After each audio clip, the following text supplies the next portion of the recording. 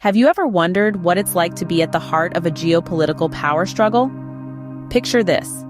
You're on the deck of the BRP Cabra, a vessel of the Philippine Coast Guard, fresh from a mission in the contested waters of the West Philippine Sea.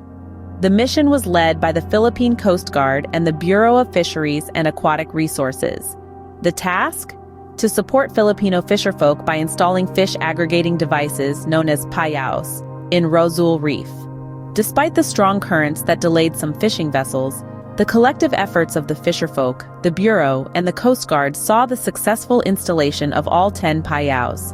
As the sun set, the mission, which had begun at dawn, was accomplished. Yet the day wasn't without its share of tension.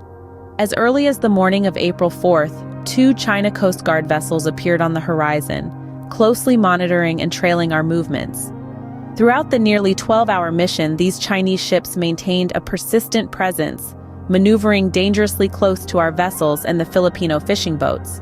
However, this didn't deter the quartet of commitment, as we've come to call the combined forces of the Philippine, Japanese, American, and Australian navies.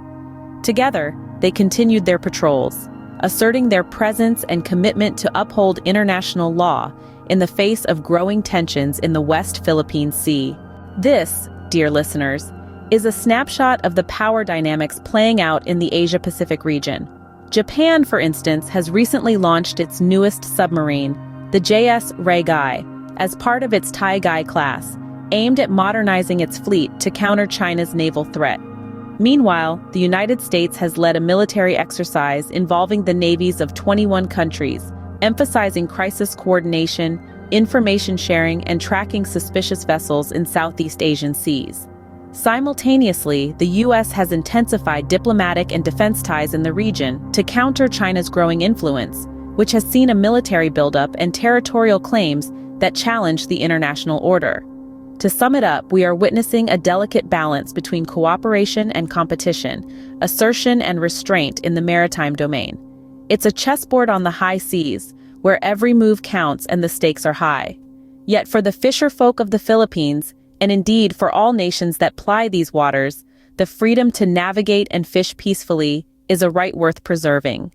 So the next time you gaze out at the ocean, remember that beneath its calm surface, a complex dance of power and diplomacy is playing out.